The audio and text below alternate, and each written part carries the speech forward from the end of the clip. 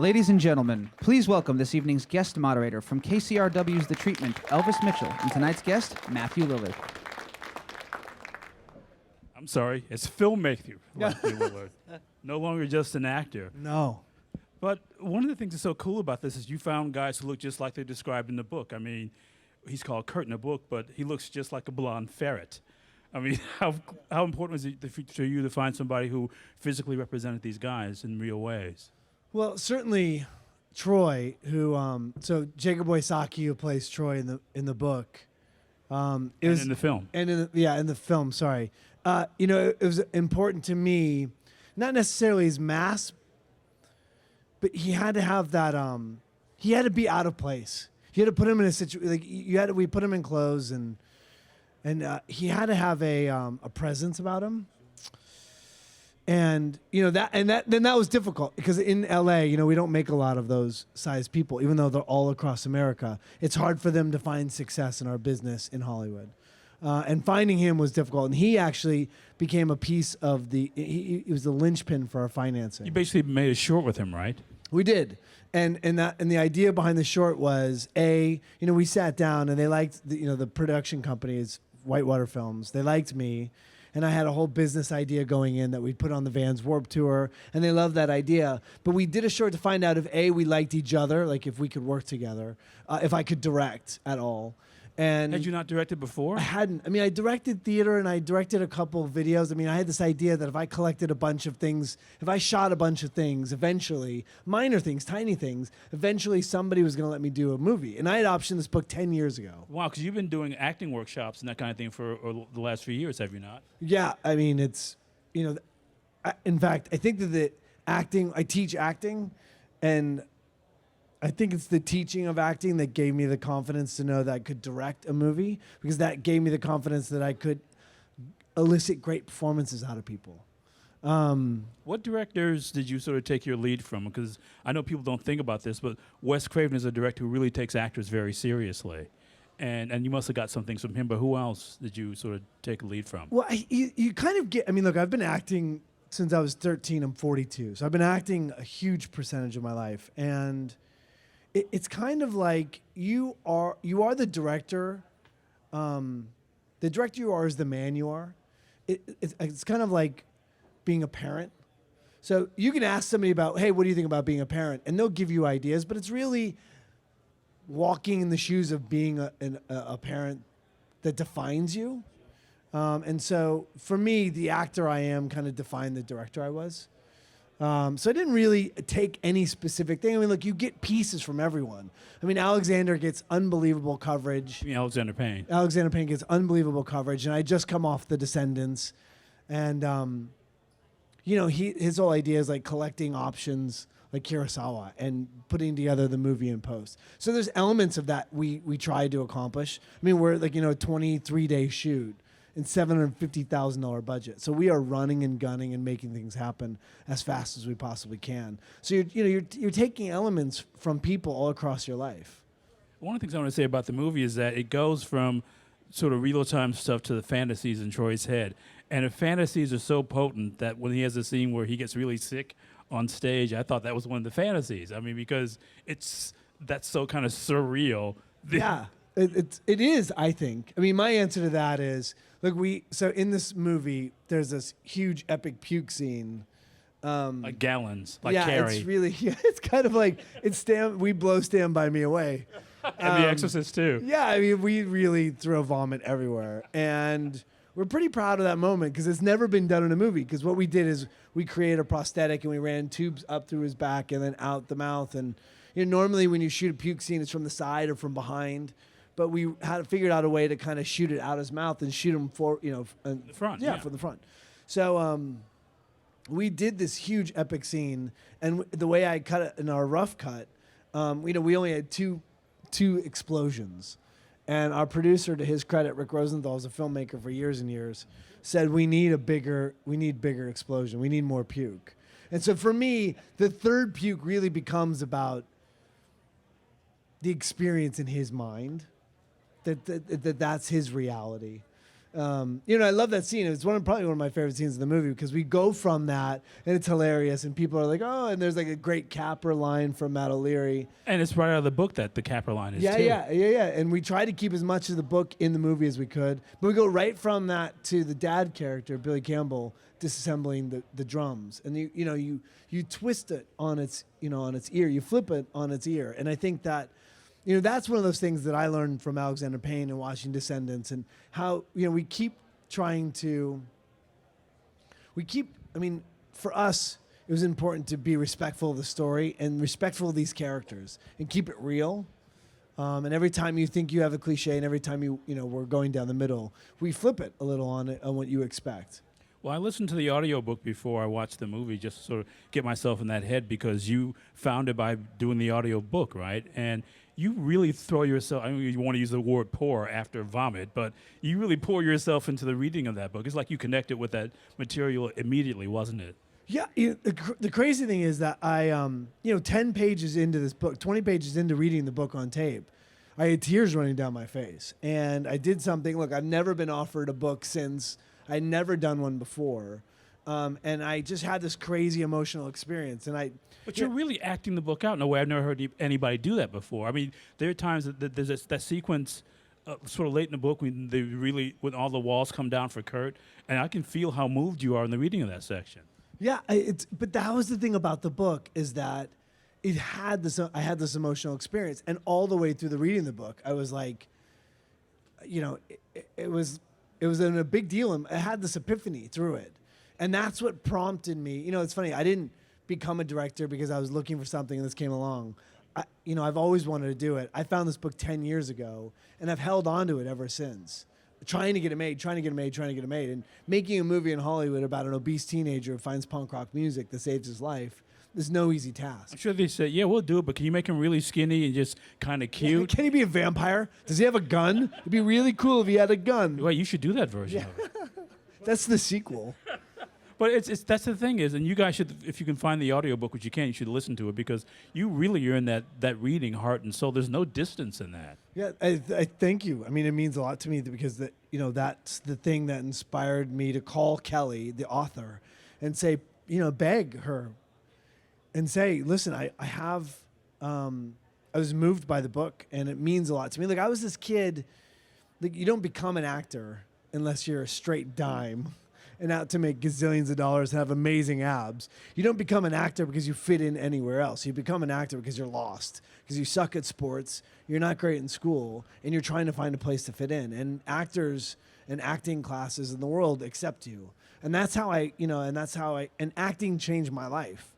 And for me, and this kid in the beginning of the book's about to throw himself in front of a bus and, finds punk rock music. And I saw myself in that kid. And that's the thing. Our movie isn't about obesity or fat kids. Our movie's really about underdogs and people finding their place in the world and walking through life with owning that space. Well, what's fascinating to me about this adaptation is you found a way to bring the humor that's in a lot of those interior monologues to the movie. And we have a scene that illustrates that. We can take a look at this first clip. That's the best, most natural throw I've ever seen in my life. That was good. That was Mitchell Lay's I've been job. rehearsing this all night. You were so talented. We take a look at the clip now. There's a really terrific tag in that scene that also shows what a great actor he is too. I mean, with the scene with Mark's father is a really funny beat after that too. Yeah, it's funny. He so that beat is when he's knocking on the door.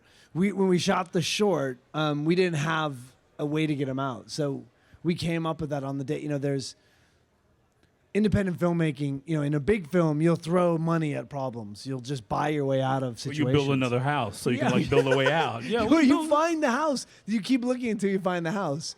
But the reality is that independent filmmakers, you're continually being confronted with obstacles, and it's just a matter of how you get around it. Because, again, too, in that scene, we get to see how fast he thinks on his feet and everything. That really kind of crystallizes a lot of the stuff in the book where he's playing all these things out in his head, including the many kind of worst-case scenario fantasy scenes that he has in his head. Well, yeah, he's smart. I mean, that's the thing that was important to me. I wanted them all to be smart. I wanted to treat our characters with respect. Same thing with the dad character. was important to me to give them dimension and depth and treat them with respect, and then treat the audience with respect. I think so often we fall into these cliches, and you know, we're pushing and pushing and pushing characterization instead of creating characters. But the dad looks like a stereotype, you know. Sure. He's a security guard, flat-bellied, crew cut. You can sort of tell he's trying to force his son to be him. But again, you take something else in the book where the book is basically about nobody being what he seems. And you make the dad that too, don't you? Yeah, and it's, you know, and it's, again, going up as many times as we can is being respectful to our characters and telling an original story, which is one of the things that we're proud of, you know, in terms of the film. Because one of the things that you're talking about, Alexander, that he does really ably, that you've done very well in this, is sort of keep like the drama and the comedy basically balanced in the same scene. Yeah, that's, I mean, that, you know, if you can deliver a message, if you can be honest, tell a story with high emotional stakes, and still giving people the release or letting them into the journey with a smile on their face and entertaining them. You know, so often I think that independent filmmakers, we're making the most dramatic and dark versions of every story in the world, and we're forgetting the journey of the audience. And to me, look, I'm not that guy. I wanted to, you know, every time, it's funny, he comes out and he has the pills, and he's a junkie. In the whole movie, he's a junkie, and he sees in Troy the free meal, and he's also kind of he's an opportunist, but he's an opportunist with a big heart. Yes, which is weird. But yeah, and he's broken, and he really wants love, and he wants friends. But that him doing that with the drugs made us an R film, because he does it 2 more times, and we couldn't cut it. So the MPAA gave us an R rating. They give you an R just because he holds drugs in his hand. Yeah, because this kid, and so our movie that's built for kids who are lost, that's built for a kid out there who's like about to jump in front of a bus, is a victim of this rating board that makes no sense to me, and it's really a shame. And it's funny because I watch the movie, I see that, and I'm like, because of this, thank you, Mom. He steals it. It becomes an R-rated movie.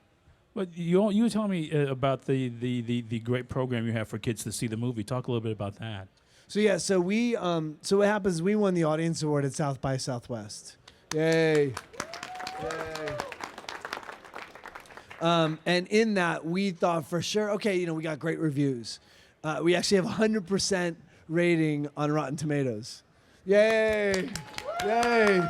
And it doesn't look like a sucky movie, does it? It looks pretty good. Yay! Well, if you must say so yourself, yeah. Well, look, we, you know, in this moment of like winning this award, here we are at South by Southwest. We're like, okay, somebody's gonna see what we see. Somebody's gonna see what the audience sees, and they're gonna buy it. We're not that expensive a movie. We're a micro-budgeted film, and every offer that we got was no minimum guarantee, and basically, all of our money coming back to pay for the, you know.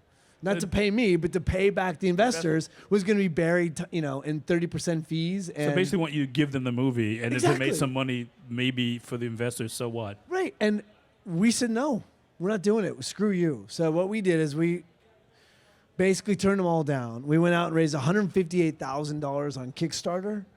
$8,000 over your budget, over your target. Yeah, in 33 days, and that was based on a couple things. One, we have a huge social media outreach with the book. Mike McCready of Pearl Jam did our music. It's a great score. It's a really great score. He's did an amazing job. I made mistakes as a first-time filmmaker that he covers up. What do you mean? You say you make mistakes. I know, it's so crazy, isn't it? Yeah, but to admit in front of people. Oh, yes, yeah, I made tons of mistakes. I mean, you know, it's funny. I'm looking at that scene. We shot that entire sequence, him getting out of the house, running away. The same night we shot everything in the punk rock club where he pukes. Oh my God! That's in the same day. How long was that day? It was a long day. That was a long day, and into the night, and it was a split. And it was just one of those things that you were gunning and gunning and gunning and running and running and running, and you don't know how. You know, I don't know how we made it, but we did, and that comes back to preparation and overworking. You know, what you don't have in time and money, you make up for preparation and endurance and hard work. So probably in a lot of ways over the last 10 years, you've been training to make this film, haven't you? Well, it's certainly been in my mind.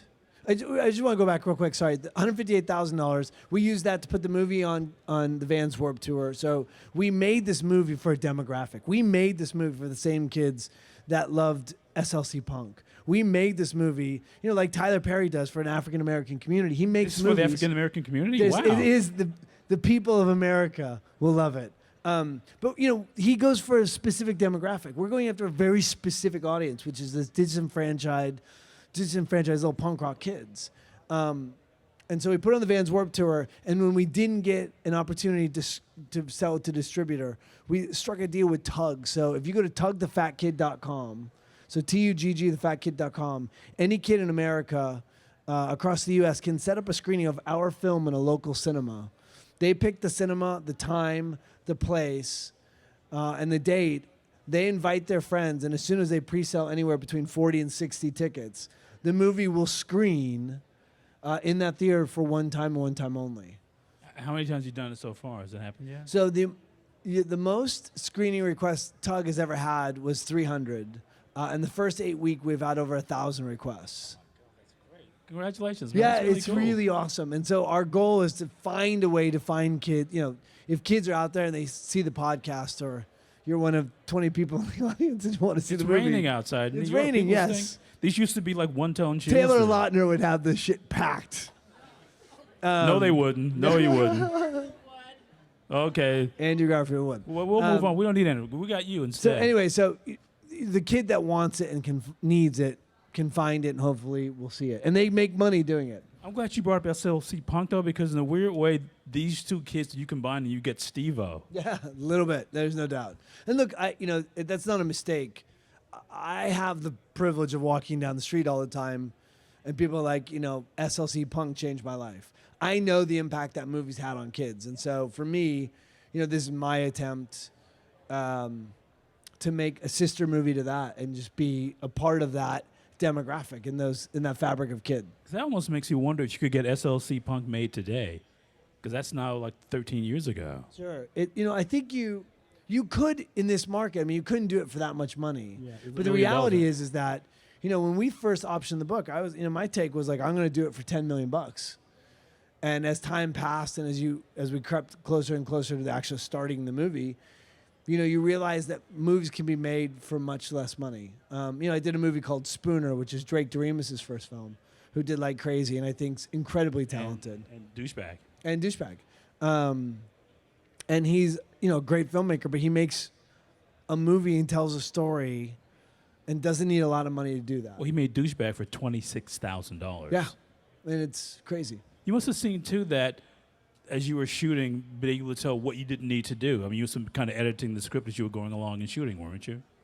Yeah, you edit based on circumstance. I mean, I had a shot list going into every day, and you adapt and overcome as it comes. It's like, as you're moving through the day, things are editing themselves as you go through. You're making choices as you go through.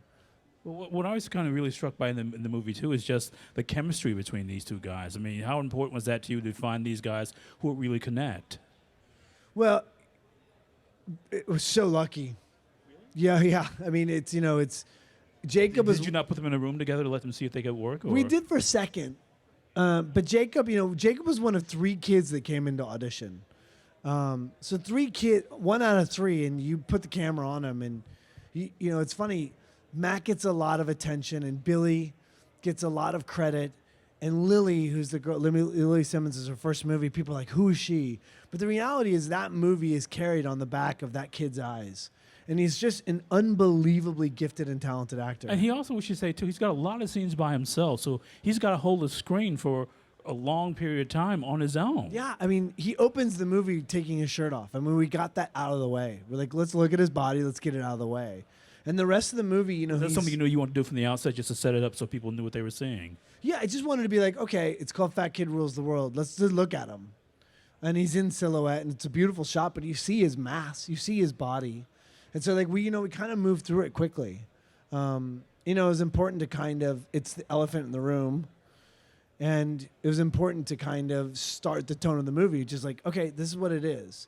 It's not a movie that ever makes a joke at his expense. That's true, but were you worried about maintaining that tone? Because, like I said, it does, like, any misstep could, like, send it veering off into nothing but slapstick or nothing but drama. And for a first-time director to take an intimate story like that really demands balance must have been really intimidating for you.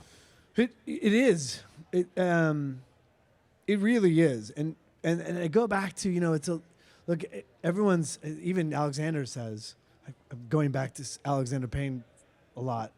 Not a bad guy to go back to, but he spends a lot of time in casting. We got lucky with Jacob. Matt, we saw everyone. I mean, we saw the town, but he had an energy about him.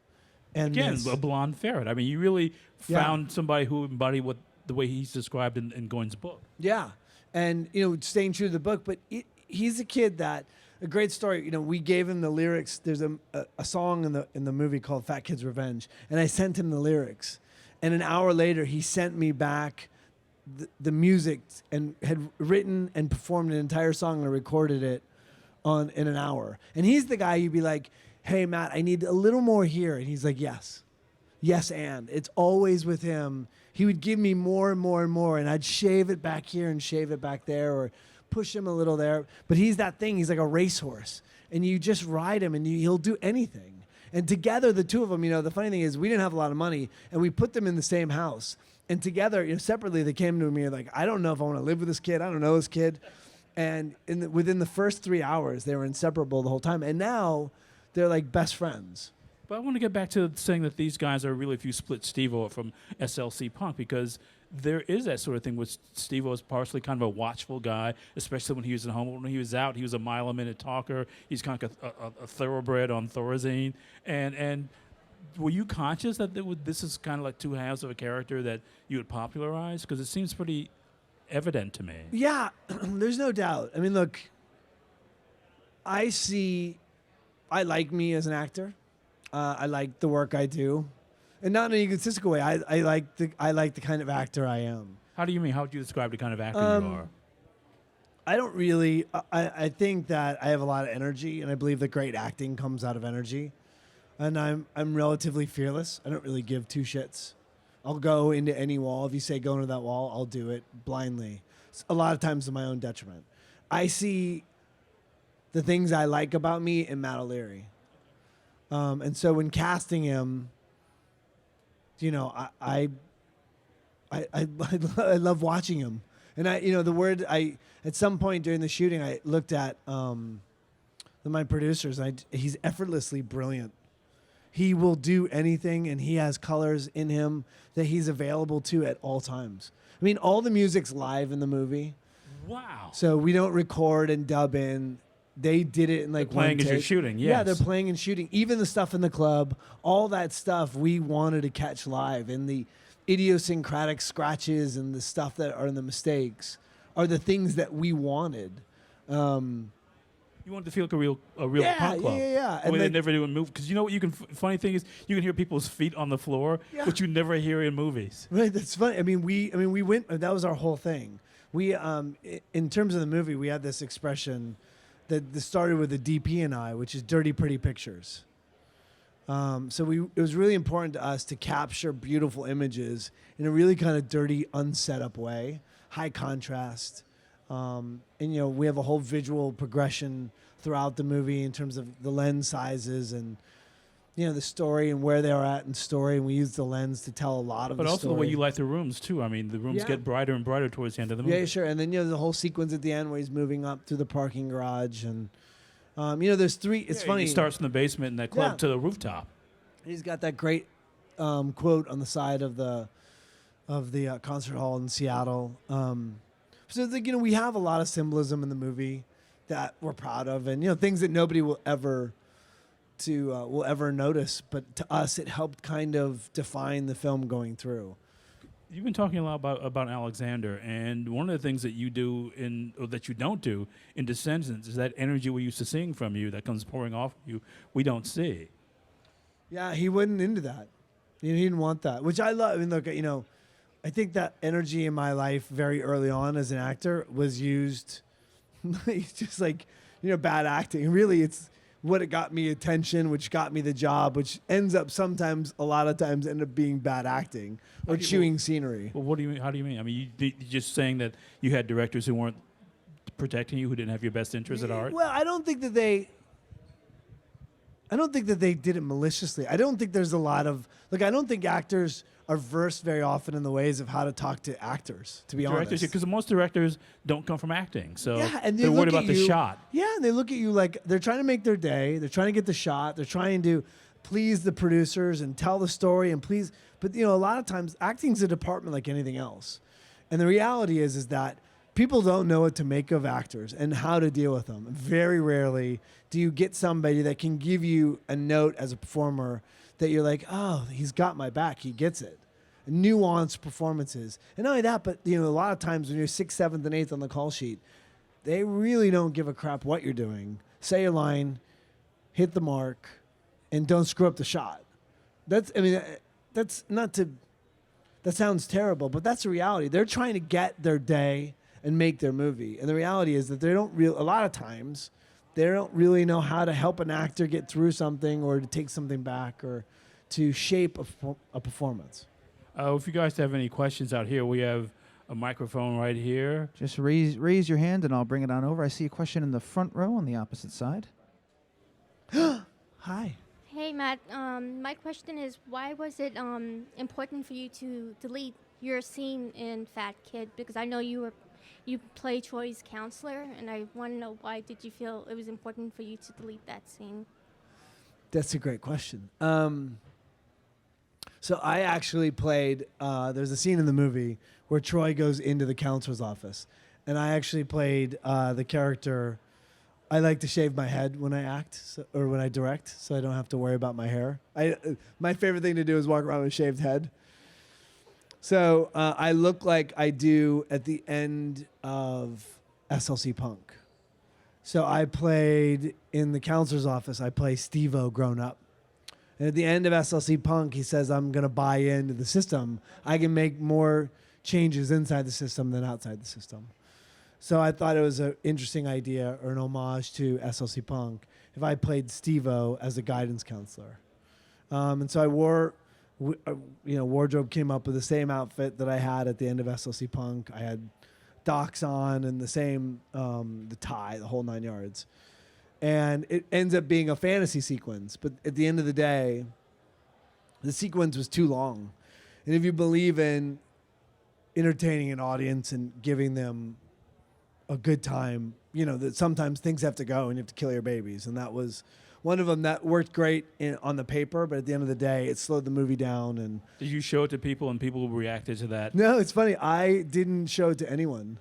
In fact, there's 4 people in the making of the movie that I couldn't do it without. So Rick Rosenthal is my producer. You directed Bad Boys, right? The Bad original Boys, yeah. And he's, we brought the movie to third base and he brought it around home. He's just unbelievable mentor.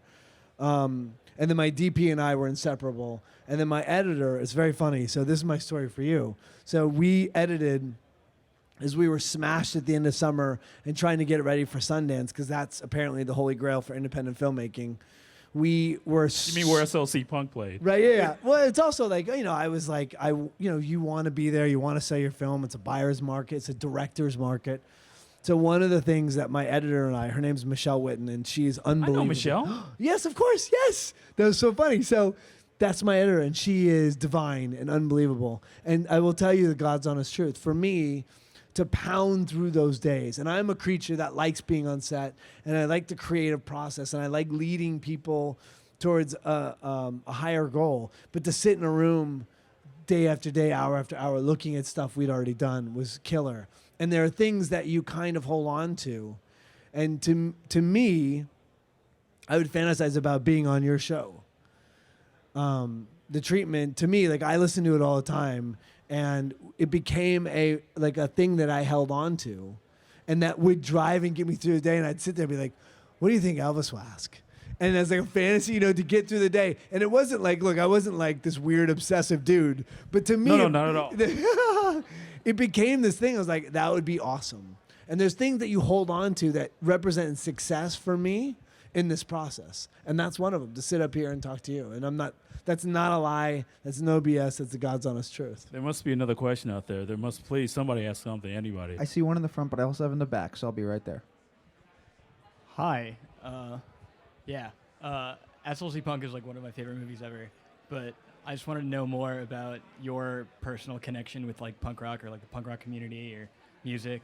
Yeah, you know the funny thing? It's not really in my world. I'm not a big music guy. You know, music means something to a lot of people and it moves their life. For me, I'm like, whatever's on is fine. And So you're Troy. yeah, a little bit. I'm like, whatever. I mean, that sounds good. I mean, there's bands I love, but Who do you love? What bands? right now, I'll tell you, there's two bands. Alabama Shakes, great band. I've got my kids listening. We're putting on a lot of jazz, like Benny Goodman right now. So we have like we have old records, and we bought this crazy old record player. And so my kids will go on and we'll listen to Coltrane and Benny Goodman, and yeah, my kids love it. So that, and then, but to me, punk rock music is really about the energy. I mean, I've said it a couple times. To me, energy is electric to watch. When you watch somebody like Philip Seymour Hoffman, who I think is one of the finest actors we have in American cinema, you're watching his energy, and I think he's amazing. And so for me, punk rock music is a great backdrop to tell a movie with, to tell a story with energy. But it's also a community because it's this thing people join into and remains a part of their lives forever. Yeah, I mean, we're a movie about an outcast. We're a movie about a kid who's trying to come up and find his place. And so that is what punk rock is. And, back in the day at least. Next We question. we have time for two more. We have one right in the front. Hi, Matt. How come you don't do more period pieces? How come people don't do more period pieces? How come You don't. more Why don't period you? pieces? Yeah, good question. You were pretty hot in Dungeon Siege, so that's. Thank you. You look good in the armor. You're sexy. So. I'm a piece of ass, yes. Look, I don't know. There's a lot of questions I have for the industry that we can take a moment right now and just ask. Why am I not making more money? Why am I not Tom Cruise? Why So am what kind of watch is that you're wearing? Yeah, no, it's Okay. You know what's funny is so this is a good story. Well, it's not that good of a story. You started now. No, I bought it. I was doing Wing Commander in Luxembourg Your with first Freddie film with Prinze Freddie Prinze Jr. Jr. Your first film with him, yeah. Yeah, you are amazing, dude. It's freaky how amazing you are. See, my fantasy's justified.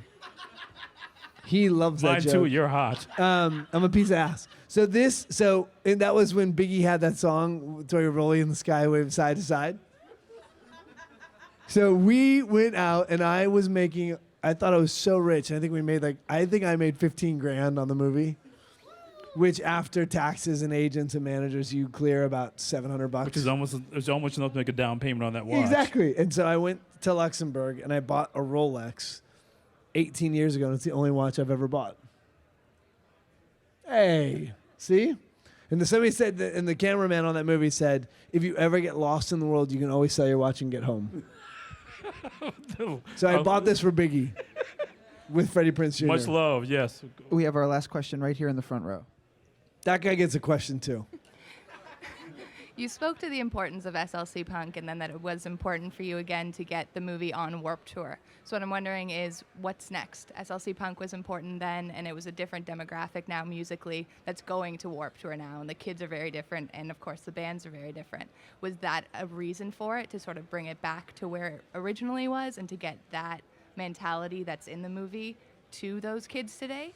Yeah, I don't think people are serving those kids with respect. They're making movies for 4 quadrants. They're making movies for everyone. They're making Avengers. Yes, it's for those kids. It's being sold to those kids.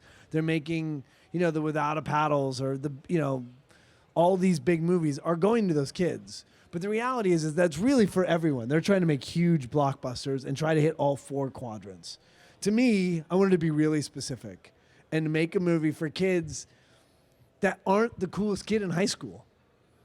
That isn't the kid that's like, oh, I know exactly who I am. I'm the captain of the the quarterback, captain of the basketball team, football team, whatever. I wanted to make movies for a kid that was outside the box.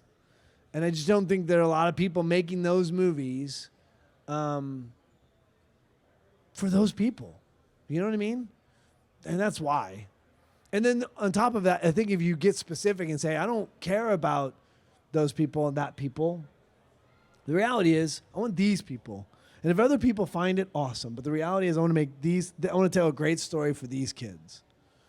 And anyone else who feels like that. Doesn't mean you have to be a kid. We had a screening last night, and this guy stood up and was like, 70-year-old man. He's like, I can't tell you how much I love that movie. And I'm like, why? And he's like, because it's a great story.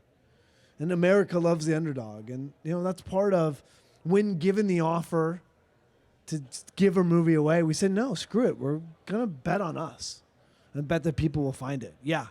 Right in the middle. Let me ask you a question. Any more Scream movies? Not for me. I died. Make a note. If you're ever in a trilogy, don't die the first film, because that sucks. And with that piece of science that this piece of ass just dropped on us, let's thank Matthew Lillard for being here. Thank you guys. today. Thank you very much.